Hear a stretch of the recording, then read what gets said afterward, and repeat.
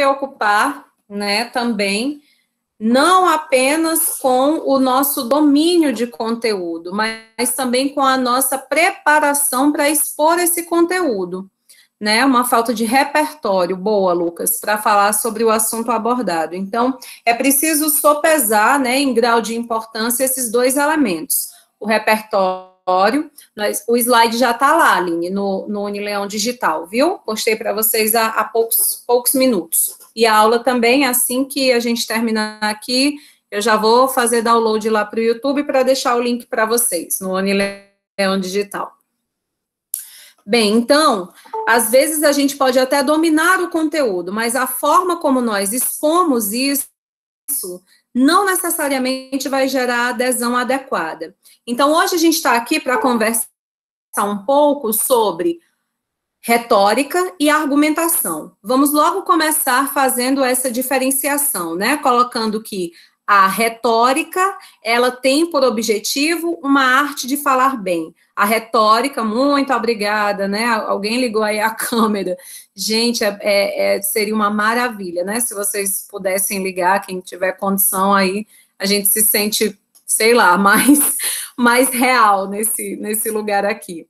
Então, quando a gente fala de retórica, a gente está falando sobre falar bem. E quando a gente fala de argumentação, a gente está falando sobre a capacidade de desenvolvermos premissas que geram conclusões que são capazes de garantir uma mínima adesão para nós. Então, retórica, falar bem. E para falar bem, muitas vezes, a gente nem precisa dominar tanto o conteúdo. Isso não é o ideal, né? O ideal é que a gente tenha domínio de conteúdo e de retórica.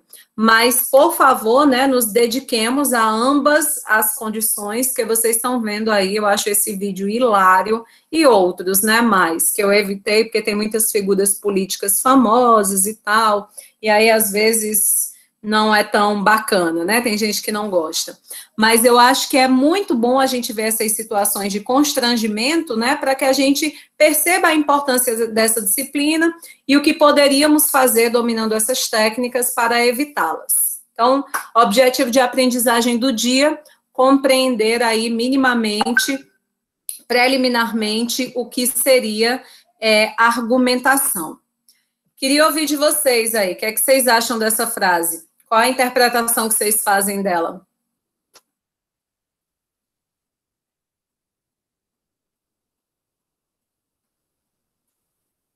Tá dando para ver direitinho, não tá o slide? A questão da persuasão, alguma coisa do tipo assim. Como? Eu acho que que para você argumentar, não necessariamente você precisa estar certo sobre aquele conteúdo. Você precisa mais convencer a outra parte do que, de fato, aquilo que você está falando está certo. Boa, Maria Clara. Professora, eu acho que, assim, às vezes, um argumento, ele serve mais que a própria razão. Às vezes você pode estar completamente errado, mas se você argumentar de forma que consiga mostrar que esteja certo, eu acho que é mais eficaz que a própria razão. Ótimo, gente. Eu queria que a gente tivesse realmente essa compreensão, por isso que eu coloquei esse desenho aí, que é basicamente um problema da nossa sociedade, né? Nós estamos muito apegados à ideia de termos razão, né? Como se a verdade fosse única, absoluta, etc. E a gente acaba se perdendo no discurso argumentativo, porque para que eu consiga convencer as pessoas, eu preciso o tempo todo me preocupar com quem é o meu auditório, quais são as suas características psíquicas e sociais, o que será que atrai o auditório para mim. E aí, gente, nessa coisa aqui de ter razão, às vezes a gente, ao invés de argumentar, a gente vai acabar discutindo de forma não científica, não acadêmica, né? A discussão que descamba para o discurso belicoso. Então, nós estamos aqui para dizer que um discurso belicoso, o que é um discurso belicoso? É um discurso que apela para a violência, é um discurso que apela para a ameaça. Isso não é um discurso argumentativo. Se alguém concorda contigo porque tem medo de ti, então você não está diante de um argumento, de um discurso argumentativo. Né? Por quê? Porque faltou aí o que a Saskia está colocando, essa interação entre o orador e o auditório, que pode gerar a persuasão. Então, aqui, gente, nós estamos, e é muito importante que a gente perceba isso desde a nossa primeira aula, porque ao longo do mês de outubro nós teremos muitos debates orais aqui ao longo das nossas aulas sobre as mais variadas temáticas, e é muito importante que a gente perceba que quando nós não vencermos o debate, isso não necessariamente significa que nós não tenhamos razão ou que a nossa argumentação não foi boa, porque o convencimento do auditório depende de inúmeras razões, e não somente o argumento que foi utilizado. Então, entre o carisma do orador, entre a sua capacidade de conseguir se comunicar de forma eficiente, entre a sua coesão, a sua coerência.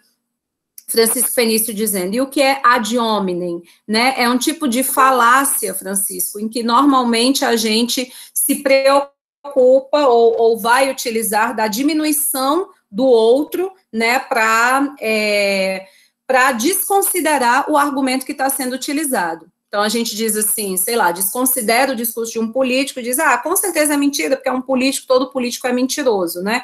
Então, um discurso que desqualifica a partir de alguma característica do sujeito. Inclusive, isso não vai estar, né? É um conteúdo que a gente vai estudar daqui a 2 semanas, é uma falácia, né? O ideal é que nós não nos utilizemos de falácias, né? Mas sim de argumentos válidos. Até porque, às vezes, ao utilizarmos falácias, ao exemplo de uma falácia ad hominem, a gente até fica sob o risco de sofrermos as sanções cíveis e penais, né, dessa fala infeliz, que pode prejudicar, que pode atingir a dignidade do outro. Tranquilo, gente? Esse primeiro slide, esse primeiro momento? Muito bem.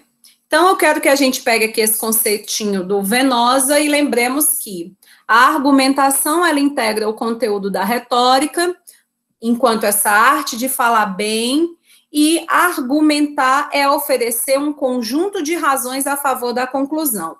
Gente, então veja só que a retórica, ela está bem maior do que a argumentação. Retórica é arte de falar bem, então é a capacidade de ter um discurso coerente e coeso.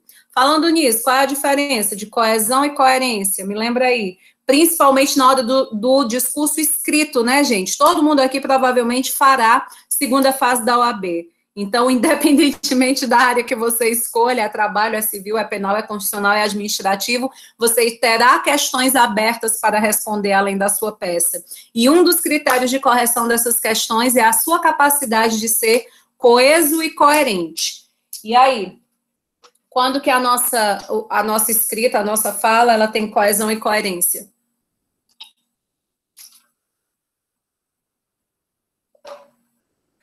Não lembramos ou estamos cansados e cansadas? Muito bem, como a gente está começando agora, né, esquentando aí os tambores, vamos recordar. Coesão, gente, tem a ver com elementos conectivos, isso é fundamental, tá bem dentro mesmo da coisa da gramática. Então, você vê que a frase, ela tem ponto final, ela tem vírgula, tem sujeito, predicado, objeto direto e indireto, preposição, faz sentido. Eu não sei se vocês já tiveram a oportunidade, a gente, enquanto professor, é natural que em algum momento a gente se depare com respostas exatas, Francisco, a harmonia entre os elementos de um texto.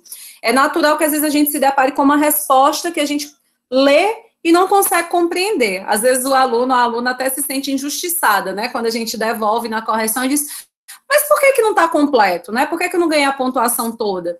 Você diz, não, é porque não, você, não, mas eu quis dizer, e aí, gente, você tem que lembrar sempre, né, que você não vai estar do lado do seu corretor explicando para ele o que é que você quis dizer. Então, a coesão, ela tem que aparecer naturalmente, né, na tua fala e no teu texto. A coerência, ela já tem a perspectiva do sentido, não é assim?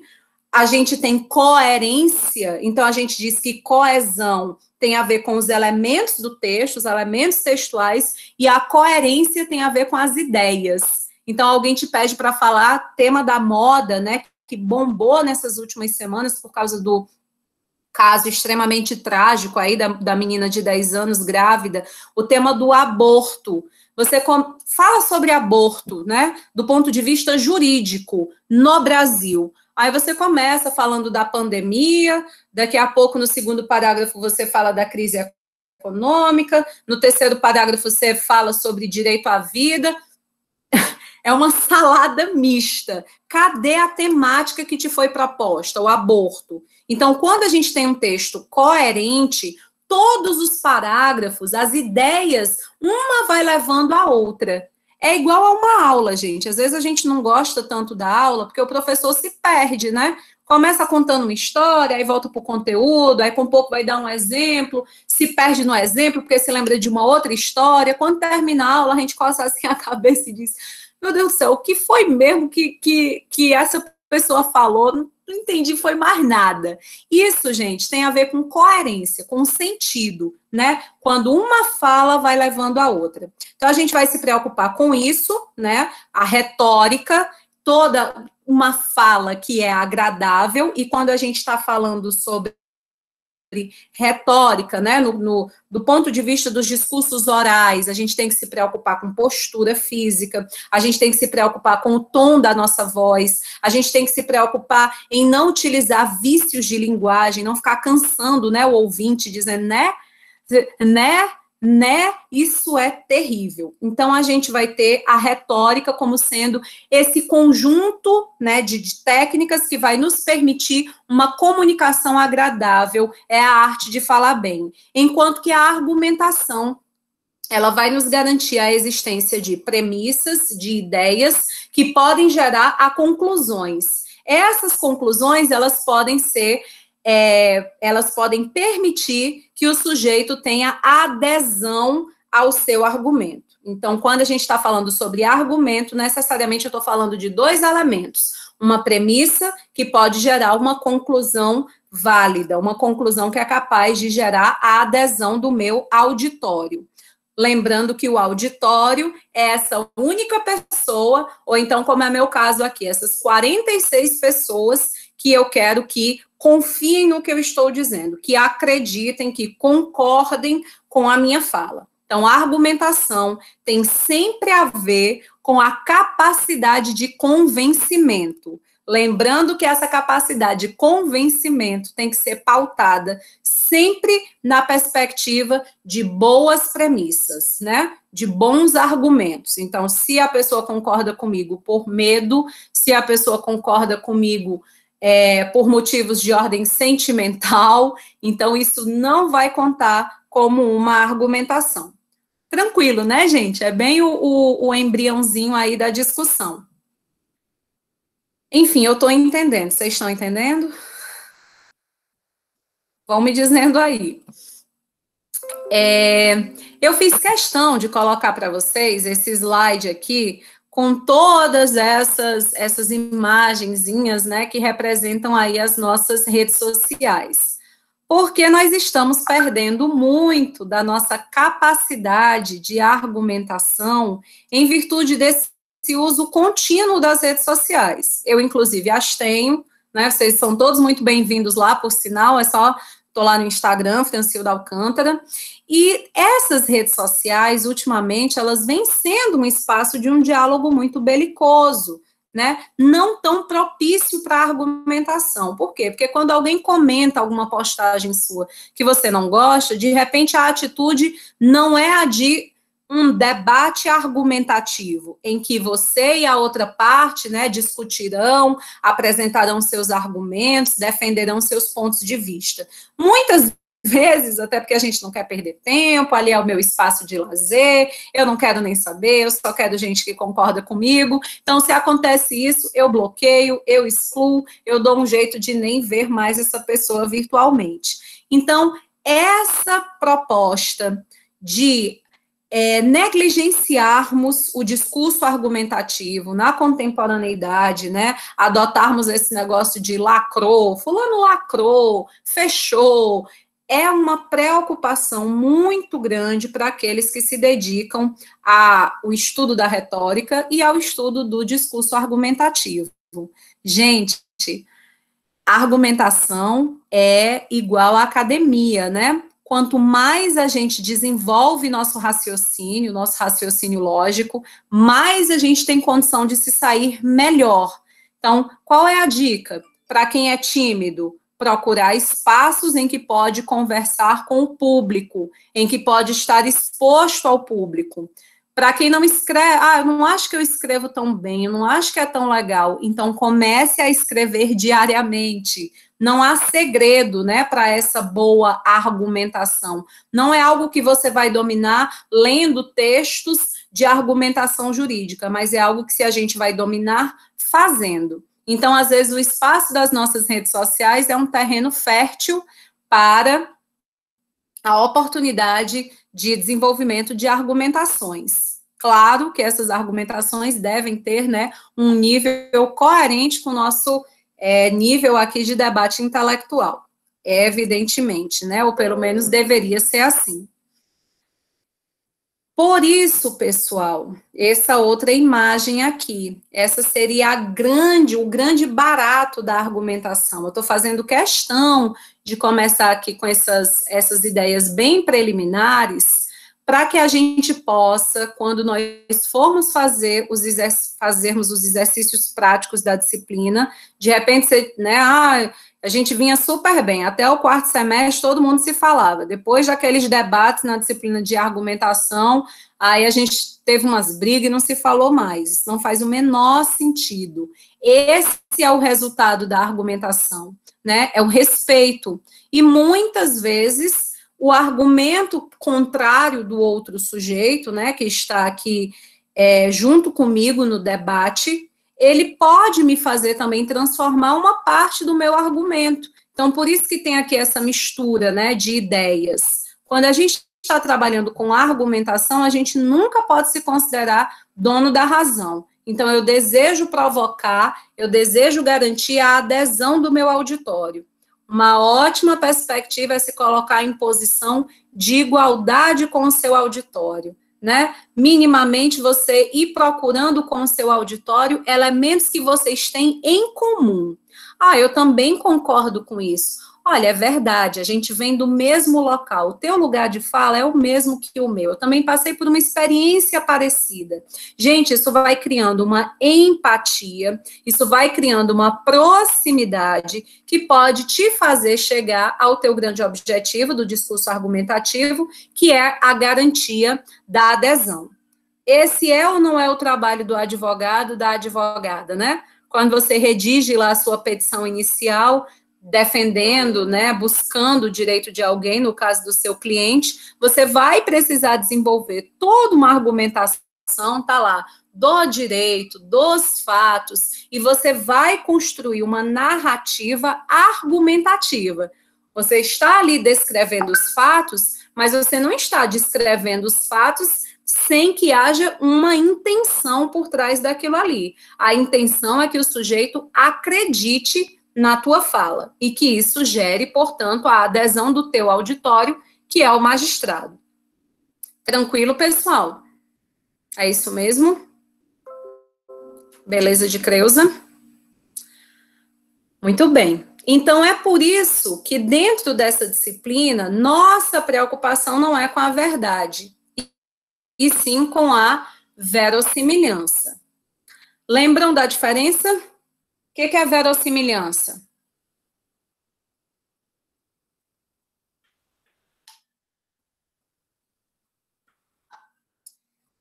Ninguém para me ajudar aí, para me dizer o que é verossimilhança?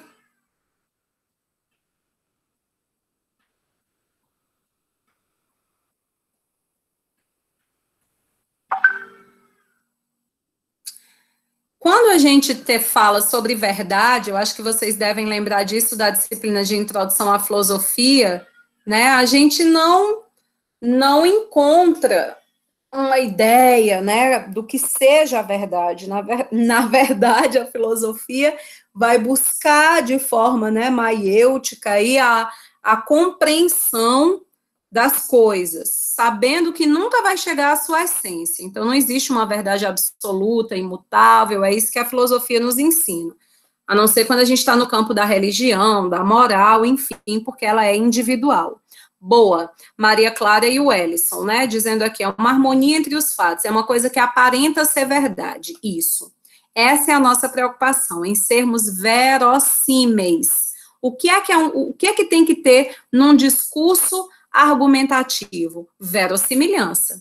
Se eu conto aqui para vocês uma história aparentemente absurda, então é pouco provável que vocês acreditem em mim, é pouco provável que eu consiga a adesão desse auditório.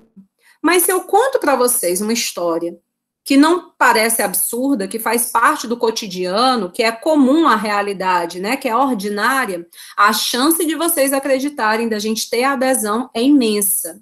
E é aí que tá. Por isso, vamos voltar mais uma vez à coisa de abandonar essa ideia de eu tenho razão. Isso é verdade. Como eu sei que é verdade, porque eu estava lá, eu vi com meus próprios olhos, eu fotografei, então as pessoas têm que acreditar em mim. Gente, isso não acontece, não é verdade?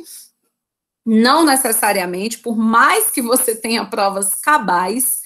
Então, o fato de conhecer a realidade, a verdade real, não necessariamente te vai garantir a adesão do teu auditório. Então, um enredo envolvente, uma narrativa bem construída, às vezes nem corresponde à verdade real, porém gera a adesão do teu auditório. Então, é por isso que aqui nossa preocupação maior é com a verossimilhança e não com essa ideia de verdade.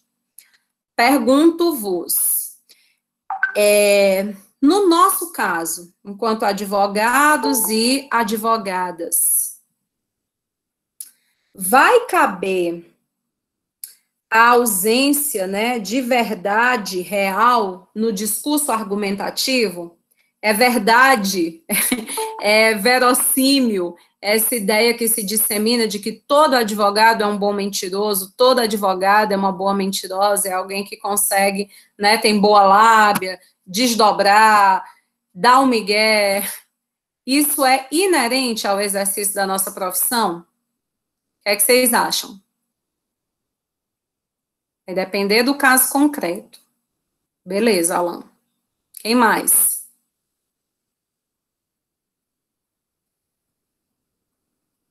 É inerente, é natural à nossa profissão esse descompromisso com a verdade real?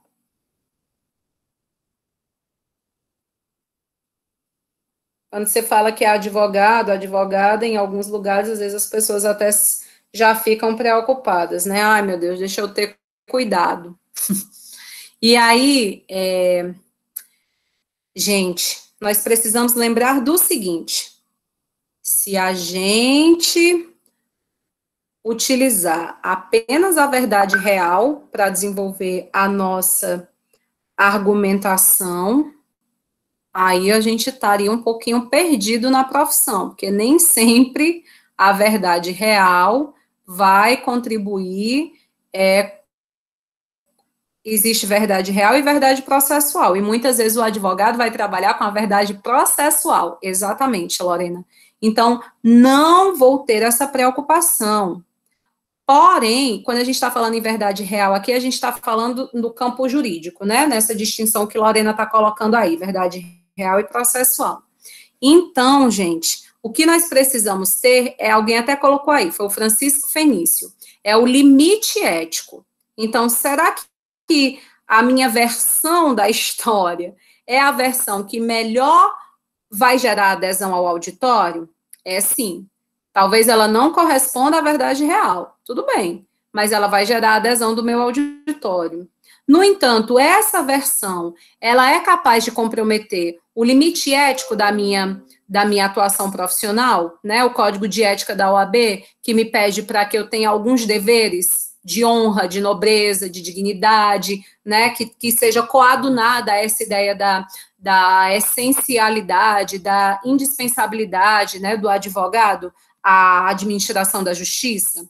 Então, é nisso que a gente vai pensar, para que a gente não reproduza também esse discurso que muitas vezes desqualifica a nossa profissão, nossa atuação. Ah, está sempre mentindo. Ah, está sempre inventando. Cuidado, né? A nossa profissão, ela é indispensável à administração da justiça.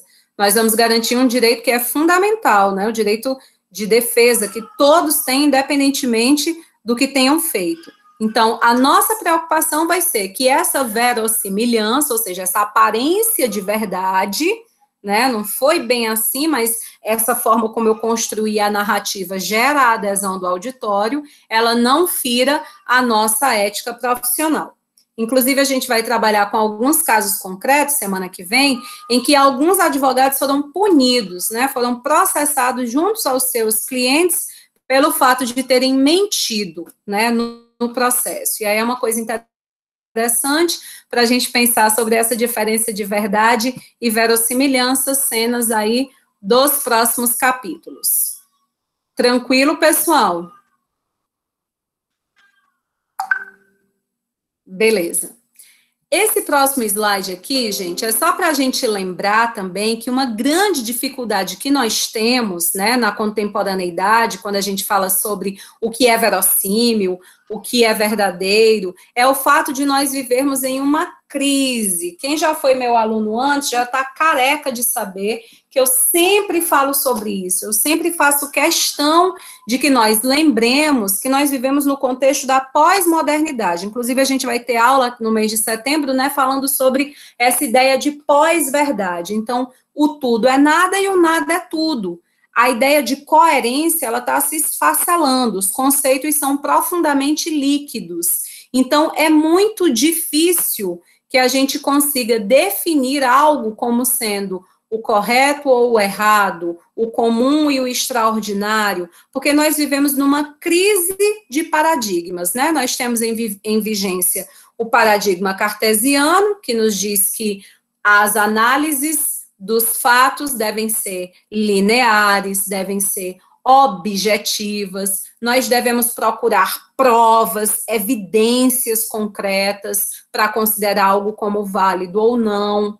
Já o paradigma holístico, em oposição ao paradigma cartesiano, ele abandona essa ideia de linearidade. Então, a gente não pode ver só o pedacinho, a gente tem que ver a estrutura como um todo, de forma complexa. Eu não preciso trabalhar de forma objetiva, eu posso também buscar a subjetividade do problema, e eu não preciso encontrar provas reais, concretas, eu posso me conformar somente com a verossimilhança. Por essa razão, pessoal, por nós vivermos em um contexto de crise epistemológica, né, uma crise, nós temos dois paradigmas em vigência, esse da complexidade e o da linearidade, então, por isso ficou ainda mais difícil para a nossa geração que a gente possa afirmar o que é verdadeiro e o que é falso, né, o que é realidade e o que é ficção. Acho que vocês devem ter visto, né, o memezinho que fizeram nesse período de pandemia, usando aquele desenho animado do meu tempo, né, do início dos anos 90, os Jacksons, né, a gente não imaginava que tantas coisas que pareciam futuristas lá no desenho animado iam acontecer dentro do ano de 2020. Então, não existe limite, né, sobre o que é possível e o que é que não é possível. Nós vivemos em meio a uma crise.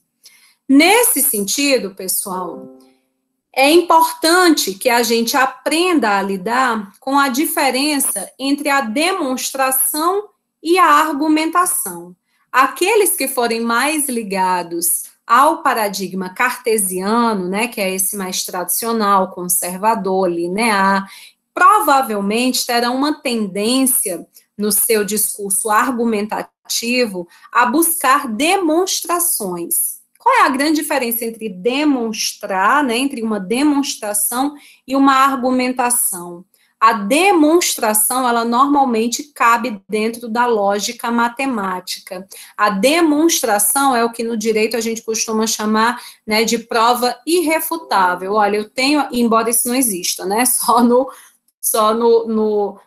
discurso mesmo de fala, porque tudo pode ser questionado, mas fica muito mais difícil. Então, o que é que seria uma demonstração? É uma prova formal. Você pegar aqui um livro de registro, né, da empresa, e você perceber claramente que os cálculos que estão ali, eles foram feitos de forma incorreta, né? Eles provam que houve um desfalque, eles provam que houve uma fraude. Eles podem não provar quem cometeu, mas eles provam a existência de uma discrepância numérica, matemática, que a gente pode verificar. Então, quando a gente está diante de provas de cunho lógico, formal, a gente está dentro de uma fala que é demonstrativa. Quando a gente está dentro de uma fala em que eu não consigo provar de forma lógica, matemática, né, formal, aquilo que eu estou afirmando, eu só consigo tornar verossímil, né, eu só consigo persuadir alguém a acreditar naquilo, porque é um discurso possível, aí sim eu estou no campo da argumentação. Então, vocês devem perceber que dentro de um discurso argumentativo, eu posso trazer para, inclusive, reforçar, né, tornar mais coerente, tornar mais robusta a minha argumentação, demonstrações. A gente conversava no primeiro horário, né, sobre uma piada de péssimo gosto, que diz assim, a mulher no volante é um perigo constante. Mulher naturalmente dirige mal. Só pelo fato de ser mulher, ó, tá vendo? Ó, tinha certeza que era uma mulher ali, furou o sinal, estacionou mal. A gente conversava sobre isso. Num debate argumentativo em que eu preciso me contrapor a esta ideia, seria muito bem-vinda uma demonstração. Como que eu conseguiria uma demonstração? De repente, eu tenho acesso aos dados do Detran, do meu estado, que demonstram, que provam, que trazem números que foram tabelados, que foram fruto de estudo, de pesquisa, que provam que a maior parte dos acidentes que aconteceram no último ano foram, na verdade, provocados por condutores do sexo masculino. Então, eu tenho ali um documento, né, que tem uma estrutura formal que, até certo ponto, diminui muito o grau de questionabilidade da informação. Então, eu poderia trazer inúmeras argumentações de cunho sociológico, né, falar sobre questões de gênero, eu poderia trazer argumentos do ponto de vista jurídico, falar sobre igualdade, direito da mulher, e aí tudo está no campo da verossimilhança, da capacidade de persuasão, de convencimento, mas eu posso acrescentar a isso uma demonstração. Então, sempre que possível, para garantir uma maior adesão do nosso auditório, nós podemos recorrer à demonstração. O que a gente precisa conter, gente, é a nossa frustração quando a demonstração não gera a adesão do auditório, tá bom? Não deve ser só comigo, vocês devem conhecer casos e também já devem ter passado pela situação em que a gente apresenta uma prova, tipo isso, tá aqui, ó. Os homens se envolveram mais em acidentes. Aí a pessoa olha, lê, vê a fonte, verifica que é fidedigna, que é um órgão público, que a pesquisa é válida, olha para você e diz, não, mas isso aí nada a ver não, eu vejo que só as minhas irmãs vivem batendo nos carros delas. E a gente precisa respirar fundo nesse momento e entender que a demonstração por si só, ela não vai ser capaz de gerar adesão, né? Então, o que tem compromisso com essa capacidade de convencimento é realmente o discurso argumentativo. A demonstração pode ser mais um elemento para a gente tentar garantir a adesão do nosso auditório. Tranquilo, gente? Ok.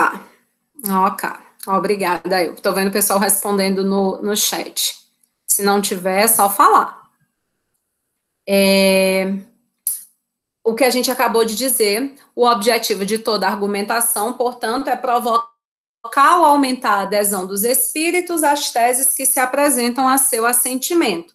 Uma argumentação eficaz é a que consegue aumentar a intensidade da adesão, para que o auditório faça ou deixe de fazer o que eu quero, né, que faça ou deixe de fazer, ou que pelo menos crie nele uma disposição para fazer. É isso que nossos pré-candidatos, né, estão tentando por todas as formas fazer a partir de agora, é desenvolver discursos argumentativos. O que é que um candidato a vereador, a prefeito, seja, enfim, a qualquer cargo público deseja?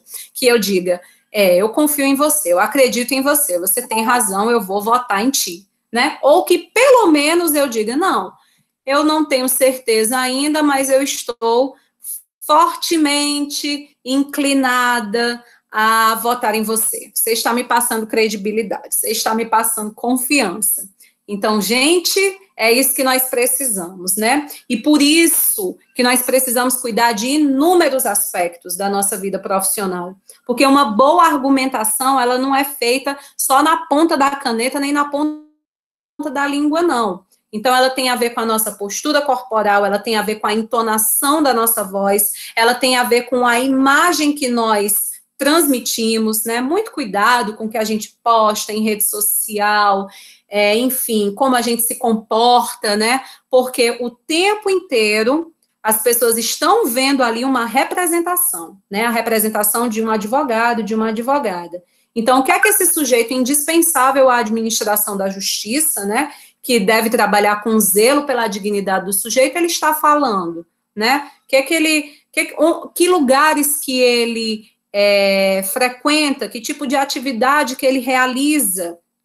E aí eu espero que compreendam que não se trata de uma fala preconceituosa, né, do tipo, uma vez eu estava varrendo aqui a calçada da minha casa, e a vizinha, mulher, tu andou toda varrendo a calçada, então não é disso que eu estou falando.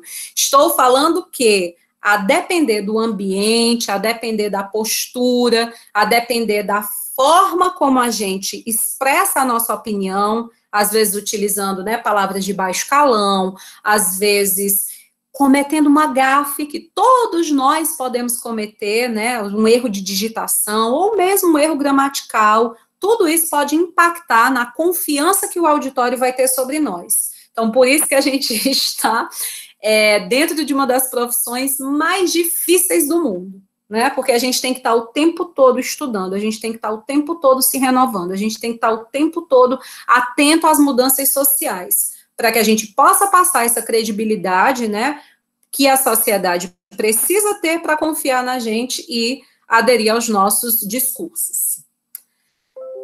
Beleza. Eu estou entendendo. Vocês estão entendendo? Porque, assim, eu não quero dar aula só, né, para mim, não. Vocês vão me dizendo aí se o negócio está fazendo sentido, né, se está coerente. Falemos, então, de discurso. A gente viu que retórica é essa arte de falar bem, de dominar a clareza, a coerência, a coesão, as figuras de linguagem, né, a teatralidade. Teatralidade é uma coisa que a gente vai estudar em outubro, que é fundamental, né, o pessoal que vai fazer júri, nossa senhora, tem que ter esse elemento de saber lidar com o corpo, o momento de fazer a cara triste, o momento de fazer a cara de indignação, porque isso vai gerar empatia ou não no nosso auditório e vai impactar no resultado final, que é as pessoas acreditarem ou não na nossa tese. Então, o que é discurso? O que é discursar? Discursar é expor ideias, né? Então, o discurso argumentativo é aquele em que a gente expõe as nossas ideias com a finalidade de convencer alguém. Porque a gente pode simplesmente expor as ideias sem não necessariamente o nosso objetivo ser convencer, né? Mas o discurso argumentativo, ele vai ter essa finalidade. O importante é que a gente tenha consciência, e aí eu até dei esse exemplo no primeiro horário, gente. Quem juízo tiver, quem vontade de trabalhar bem tiver, vai se preocupar o tempo inteiro com quem é o auditório. Eu dava o exemplo na primeira aula que eu tenho uma bebê de 7 meses e fazendo o pré-natal, no início do pré-natal, me recomendaram um médico muito bom, vai nele, olha, ele é ótimo. E aí, seguindo as recomendações das amigas, estava eu lá. Mas ele me tirava os nervos, porque toda vez que eu descrevia alguma coisa, algo que eu estava sentindo, algum desconforto, ele dizia, não, isso aí é uma questão do funcionamento neuropalau, do salabadá, nananã. Eu não entendia nada. E aí eu dizia, mas isso é sério, isso é grave, o que é isso? Aí ele dizia, gases. Eu tinha vontade de apertar o pescoço dele. Eu dizia, nossa, e o que é que significa? É infecção urinária. Então, gente, o resultado foi que eu dei no pé desse sujeito, não aguentava. Eu penso que a forma como ele foi preparado durante a graduação deve ter criado o imaginário, né, de que a representação de um médico, o médico fala juridiquês, né, do jeito que alguns advogados gostam de falar juridiquês. Do nada a pessoa tá com latim nas suas costas, quem nunca, né? O sujeito fica, ai meu Deus do céu, que parece que é para provar que é doutor, que é doutora. Gente, eu acho que vocês devem ter visto isso lá na disciplina do Luiz André. Isso, às vezes, ou para não dizer a maioria das vezes, acaba gerando o comprometimento da tua capacidade de adesão. O auditório não tem empatia contigo, tu tá muito superior, ou mesmo eu não consigo entender esse discurso, e aí, por conta disso, eu não consigo concordar nem discordar de você. É a velha piada, né? O sinal de péssimo gosto e cunho machista, mas enfim, é a que eu estou lembrando agora para ilustrar essa dificuldade de compreensão, né, que diz que uma testemunha, vem a senhora, né, você foi testemunha do crime de estupro, então a senhora está aqui porque foi arrolada para falar, e ela, não fui eu não, olha, arrolada aí é em outra pessoa. Gente, isso é falta, Péricles, exatamente de uma compreensão de quem é o meu auditório. Quem é o meu auditório? Eu estou falando para quem? Eu estou falando para estudantes de graduação. Você já imaginou se eu usasse uma piada de tão baixo calão, tão agressiva até, como essa, para crianças, para estudantes do ensino fundamental, estudantes que estão no início do ensino médio? Não cabe, né? Eu já fico me sentindo constrangida com estudantes de nível superior, maiores de idade, etc. Então, nós precisamos o tempo inteiro pensar para quem estamos falando. Cabe o juridiquês? Não cabe. Cabe expressão em latim? Cabe utilizar teorias científicas, propriamente? Ou cabe mais a técnica, o legalismo? Esse juiz é positivista? Ou esse juiz ele tem uma linha mais pós-positivista, principiológica? Esse juiz é metido a querer aplicar direito novo, fazer ativismo judicial, ou esse juiz aí é o cara tradicionalzão? Tu sabe que lá nos Estados Unidos a galera está investindo pesado, né, na história da advocacia 5.0, né?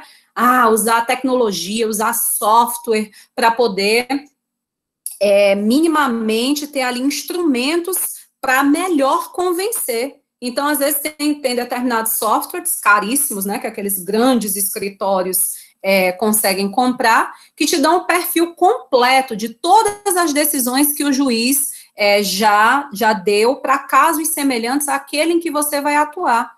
Então, você quais são os autores, a jurisprudência, o que é que o cara gosta, eu vou logo, chego junto com o bolinho na mão, só botar a cereja em cima. Então, gente, se tem uma coisa que é fundamental ao discurso argumentativo, é isso aqui, é que eu conheça o meu auditório. Eu preciso saber para quem eu estou dirigindo o meu discurso, né? A gente pode cometer gafe, estava indo tão bem, estava dando... Gente, a gente perde o auditório num piscar de dedos, num piscar de olhos. Você estava arrasando, né? Você estava se sentindo um rockstar. Foi uma frase, foi uma piada, foi uma expressão coloquial. Aquilo ali coloca tudo abaixo. A gente é ser humano, né? A gente adora se julgar, a gente tá o tempo todo julgando uns aos outros. A psicologia tem várias razões para explicar o porquê. Eu não sou psicóloga, mas acho que vocês devem conhecer algumas dessas razões. Então, é muito importante se manter o tempo todo atento ao auditório, né, para que a gente, isso especialmente no discurso oral, né, no caso dos discursos escritos, a gente não vai ter condição de fazer isso, mas na oralidade, a postura das pessoas, é por isso que é tão difícil dar aula com as câmeras desligadas, né, vendo só as fotografias. Sem dúvida, nós estamos vivendo o maior desafio, né, da docência dos últimos 30 anos, porque eu não tenho ideia, né, de como que eu estou sendo recepcionada. Em sala de aula a gente percebe, a gente está ali atenta. Então o sujeito começa, ó, 1h10, gente, 9h30 da noite, é a clássica hora do ônibus. Então, o professor, pelo menos eu, né, eu não sou doida. Você começa a ouvir os cadernos batendo, é um remixido na cadeira, parece que o negócio começa a ficar agoniado, você sente que o auditório não aguenta mais, está te mandando um recado. Antes do pessoal abrir a boca para dizer, professora, o ônibus já deu vários sinais de que o momento já poderia ter passado. Então, quando a gente dá aula assim para as câmeras, é uma coisa super difícil. Por quê? Porque a gente perde o auditório, né? A gente está falando aqui às cegas, não tem ideia de como é que o auditório está reagindo. Então, realmente é um grande desafio. Alguma coisa, gente, vocês queiram colocar?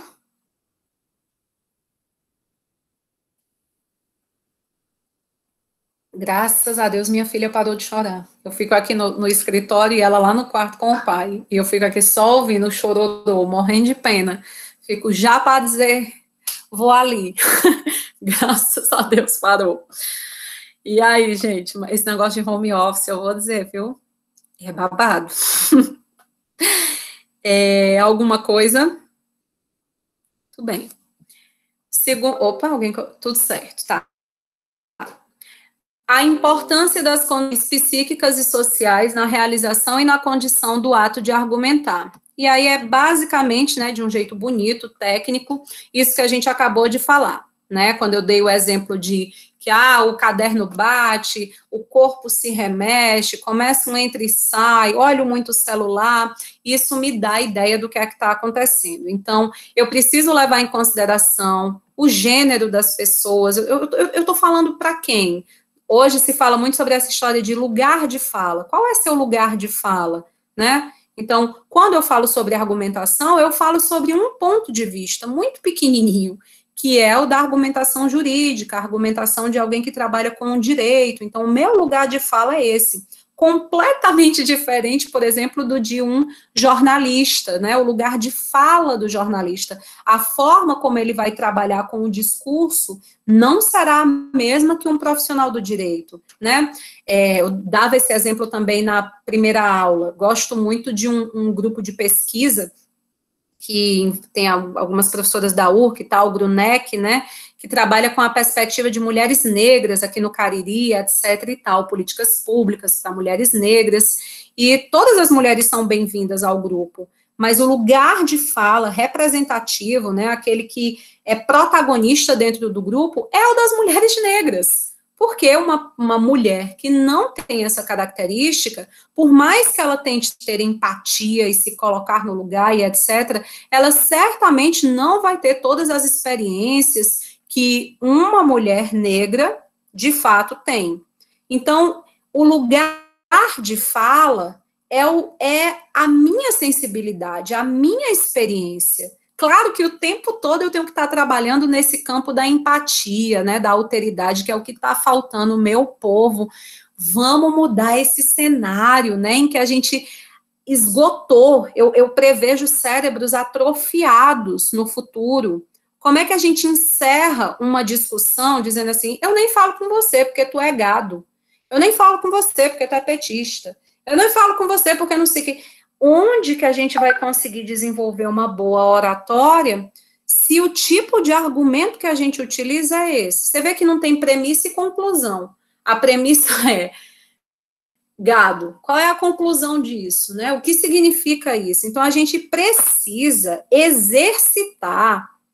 Tudo bem, é dificílimo lidar com a diferença. Eu não estou dizendo que é mil maravilhas, né, a gente conversar com alguém que a gente não consegue encontrar, às vezes, um ponto em comum. Mas esse é o desafio da vida em sociedade. A gente precisa pensar nisso, gente. Quanto mais belicoso for ficando o discurso, quanto menos argumentativo, quanto menor a capacidade de convencer pela fala, pelo discurso, maior a chance de nós convencermos pela força física. É isso que quem leu, ou quem ainda irá ler, o texto que eu deixei para vocês, da Débora, né, vai falar sobre a argumentação. Como que a argumentação ela ressurge no século XX como um conhecimento de extrema, de suma importância, depois da Segunda Guerra Mundial, 1945 para cá.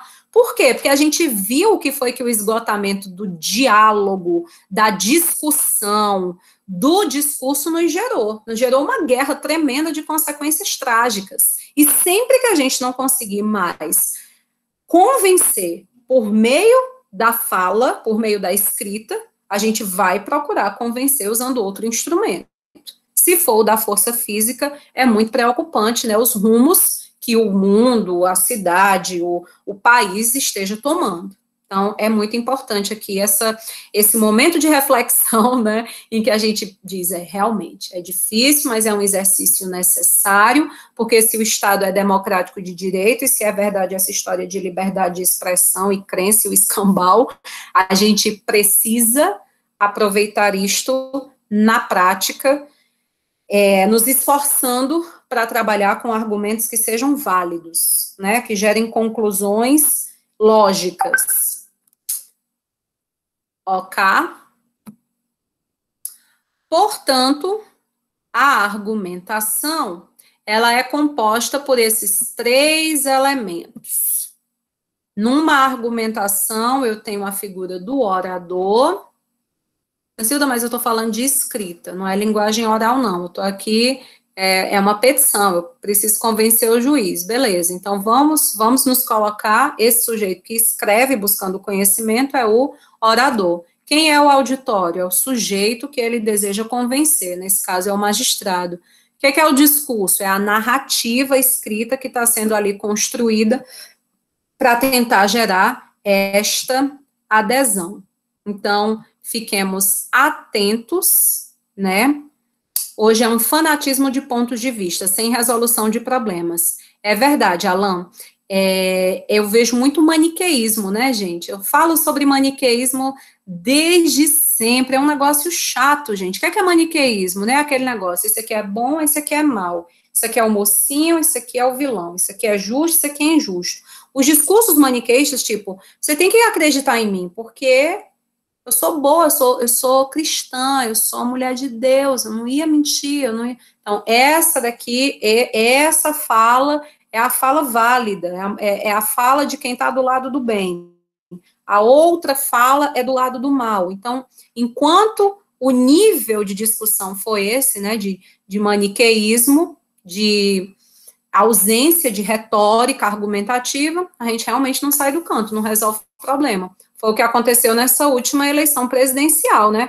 Ai, meu Deus, vai falar mal do presidente. Nunca. Deus que me livre dessa má hora. Eu estou dizendo que os discursos que imperaram nas redes sociais, entre os candidatos e até hoje no país, eles são muito pobres, né? A gente, ao invés de discutir as políticas públicas, ao invés de a gente discutir legislação, ao invés de a gente discutir conceitos de social, de economia, de saúde, etc., a gente continua se perdendo, né, nos debates vazios, maniqueístas, que não trazem soluções para os problemas.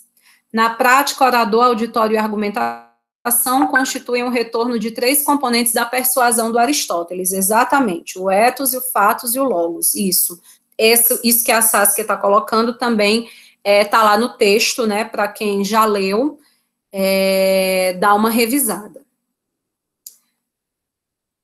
E aí, gente, até aqui, tranquilo? Sejam sinceros e sinceras.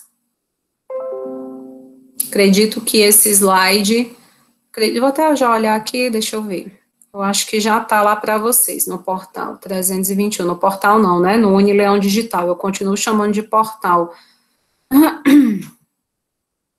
Está sim, já está lá, já estão lá esses slides. O texto está onde, professora? Lorena, o texto está no plano de ensino de vocês e naquele plano de estudos semanal, né? Eu deixei lá o nome dizendo que vocês podem acessar através do Google. Mas para facilitar a vida de quem ainda de repente não teve acesso, até porque nossa vida é muito corrida, né? Quanto mais a gente puder facilitar, melhor. Eu vou deixar agora no final da aula o link do texto para vocês também no Unileão Digital. Pode não ser a leitura mais simples, mais tranquila do mundo, mas a gente está aqui para malhar cérebro mesmo, né? Para pegar pesado e aproveitarmos, inclusive, dessa linguagem mais rebuscada, né, mais técnica, para que a gente possa ter aprofundamento.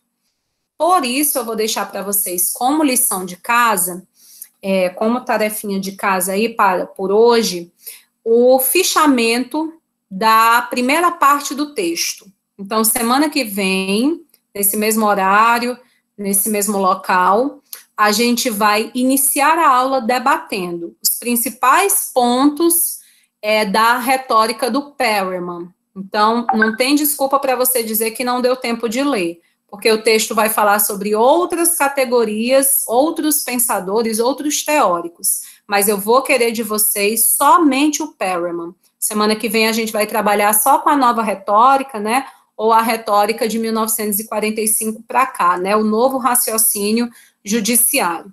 Então, eu vou deixar logo o link lá no Unileão Digital, e na semana que vem, eu não vou ficar aqui fazendo esse sermão da montanha, né, parece aula de jesuíta.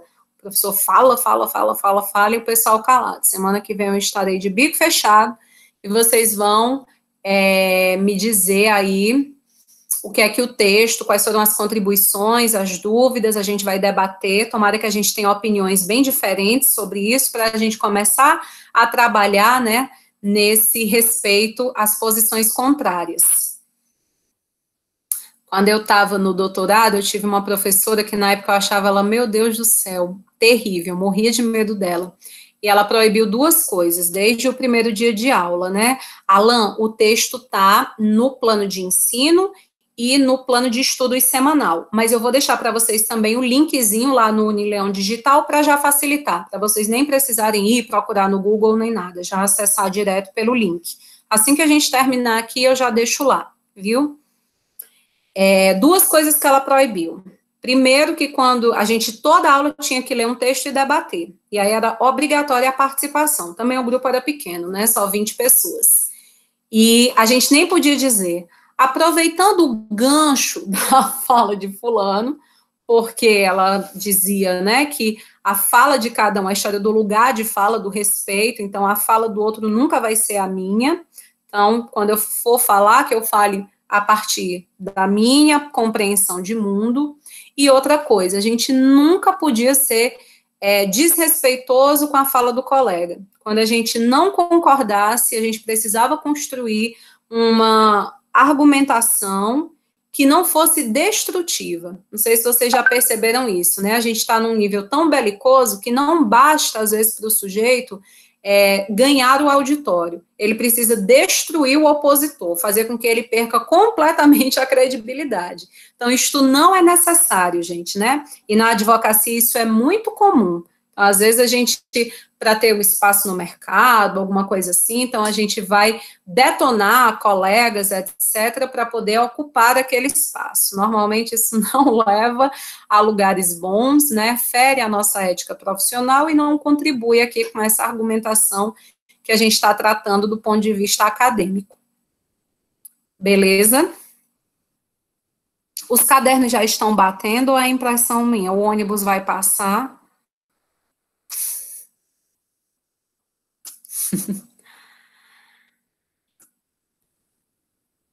Ok, gente, então eu vou fazer só uma última observação, porque eu acho que muita gente teve esperança que eu ia dizer agora, então tchau, mas é só um minuto, só mais uma, só mais essa. Não esqueçam que a gente está trabalhando aqui com argumentação jurídica. Então, nas nossas peças, né, eu estou fazendo um recurso, eu estou fazendo uma petição, enfim, eu estou trabalhando com uma peça técnica do direito cabe eu utilizar todas as figuras de linguagem que eu achar que vai gerar adesão do meu auditório. Então, é por isso que quando eu estou fazendo uma peça, eu posso colocar é evidente, é notório, resta patente, né? Porque isso são figuras, tem um impacto. Nossa, é óbvio, é evidente, é claro. Então, só eu que não estou vendo, então eu tenho que concordar também. Isso gera um impacto. Quando a gente está escrevendo, gente, texto científico, que é o caso de vocês daqui a alguns semestres fazendo TCC, guarde essa informação, não apaga do teu HD, esse tipo de linguagem não é possível. Por que ela não é possível? Porque não é científico, né? Para a ciência, ao contrário da técnica jurídica, não existe nada evidente, claro, patente. Na verdade, o exercício do cientista é justamente duvidar, criticar. Então, por favor, lembrem disso, que aqui a gente vai usar algumas técnicas argumentativas que são realmente técnicas. É para o momento da escrita das peças. A gente não está falando de trabalho acadêmico, de artigo científico, de construção de TCC, etc, etc. Tá bom? Queria só fazer essa ressalva. Yara pediu para dizer que tem muita gente que não conseguiu entrar na aula pelo link. Pois é, no início da aula eu comentei aqui com o pessoal que eu vou fazer um novo link desses que não precisa nem autorizar a entrada das pessoas na sala de aula. Semana que vem eu já deixo disponível para vocês lá no Unileão, compartilho também no WhatsApp, que eu acho que isso vai facilitar um pouco essa dificuldade de acesso que às vezes as pessoas têm. Tranquila, gente? Agora podemos ir? Muito bem. Então, espero que tenha sido um momento proveitoso para vocês. Minha roupa já está até caindo. Espero que tenha sido um momento proveitoso para vocês e que a gente se encontre semana que vem, nesse mesmo horário e lugar, tá bom? Beijo, leiam o texto. Semana que vem nós vamos debatê-lo.